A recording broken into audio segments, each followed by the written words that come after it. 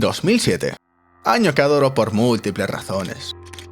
Sale a la luz Stalker Shadow of Chernobyl.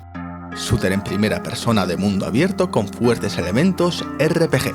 GSC Game World es un estudio ucraniano que gozaba de una trayectoria exitosa en el género de la estrategia mucho antes de la salida de Stalker. Puede llegar a parecer que el juego salió como un capricho de los desarrolladores, pero lo cierto es que tuvo aproximadamente 7 años de desarrollo, más de la mitad de ese tiempo contando con un equipo muy reducido, todo se ha dicho. Stalker tiene lugar en el área afectada por el desastre nuclear de Chernóbil de 1986. Según el juego, en 2006 se produce una segunda explosión mucho mayor que junto a una emisión energética da origen a un entorno llamado la Zona, con fenómenos que desafían las leyes de la física, artefactos con propiedades únicas y mutantes de todo tipo. El ejército ucraniano acordona la zona, lo cual no impide que cientos de aventureros, los denominados Stalkers, traspasen el perímetro militar, la mayoría en busca de artefactos. Oye, pero ¿de qué va Stalker? ¿Cuál es la historia del protagonista? No quiero soltar ningún spoiler porque resulta que la trama de Shadow of Chernobyl es muy buena. Al final se descubren cosas muy interesantes tanto sobre la zona como sobre el propio Stalker al que manejamos. En general me parece que la historia tiene un guión muy sólido. Dejo en vuestras manos descubrirla. Antes de nada quiero hacer un inciso. En este vídeo trataré Stalker Shadow of Chernobyl como un videojuego. Comentaré sus mecánicas y aspectos jugables evitando spoilers. Haré lo mismo con los otros 2 títulos de la saga, cada uno con su respectivo vídeo. Finalmente dedicaré un cuarto vídeo para hablar sobre la relación de Stalker con las obras que lo han inspirado, tratando aspectos más profundos, con spoilers incluidos. ¿Todo claro? ¡Vamos allá! Lo primero que destaca de Stalker son los memes. Quiero decir que es un juego inmersivo y atmosférico. En serio, mirad esto.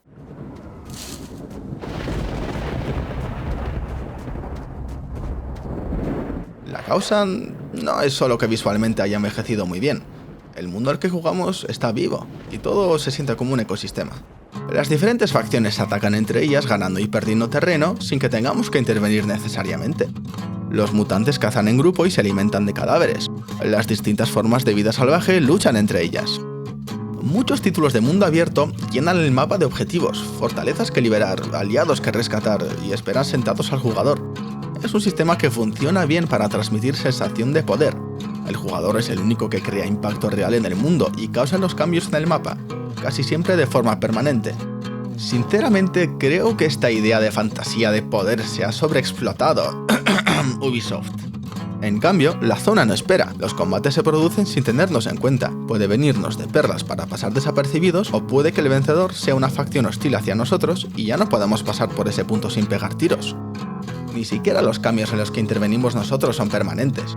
Por ejemplo, una de las misiones del vertedero consiste en defender una base de Stalkers neutrales asediada por bandidos. Llegar a tiempo para ayudar a los Stalkers ya de por sí es difícil, pero encima incluso si conseguimos repeler el ataque, volverán, estemos para ayudar o no. Muchos dirán que es un fallo de diseño. No puede ser que algunas bases estén bajo ataque cada 2×3. Pero yo, en mi inocente optimismo hacia Stalker, opino que está bien que no podamos defender ciertos puntos por mucho que lo intentemos. Al final, un solo hombre no es nada en la zona.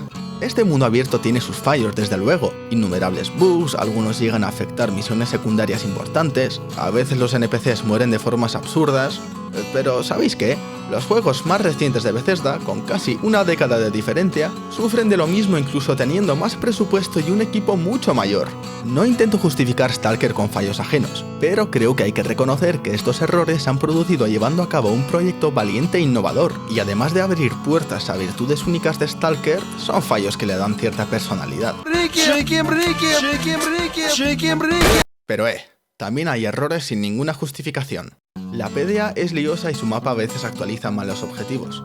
El juego te escupe enemigos de forma poco coherente y nada realista en algunas partes. No puedes ver las características de los trajes antes de comprarlos. Algunas misiones secundarias tienen una innecesaria fecha de caducidad.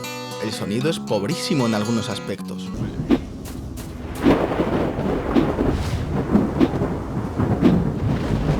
Y madre mía, los controles te dejan la mano como si fueses de los Bloods.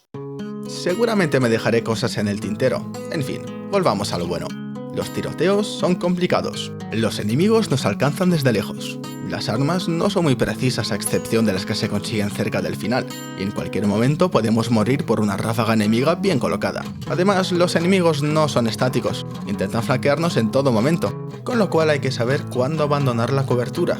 En respuesta a eso, la curva de dificultad es bastante acertada, juega a nuestro favor y de hecho se nos presenta de forma diegética. Veréis, cuanto más nos adentramos en la zona, hay más mutantes y surgen especies más peligrosas. Los Stalkers a su vez van mejor armados, pasando de simples recortadas en la periferia a fusiles de asalto y rifles de francotirador. Este hecho se debe a que hay mayor contrabando conforme nos alejamos de las afueras y a que el ejército no estorba, y los Stalkers más veteranos pueden buscar artefactos más valiosos. Como resultado, al principio del juego respiramos más tranquilos no solo porque lógica de videojuego, sino porque nuestro principal enemigo son bandidos que vienen a la zona a robar y a...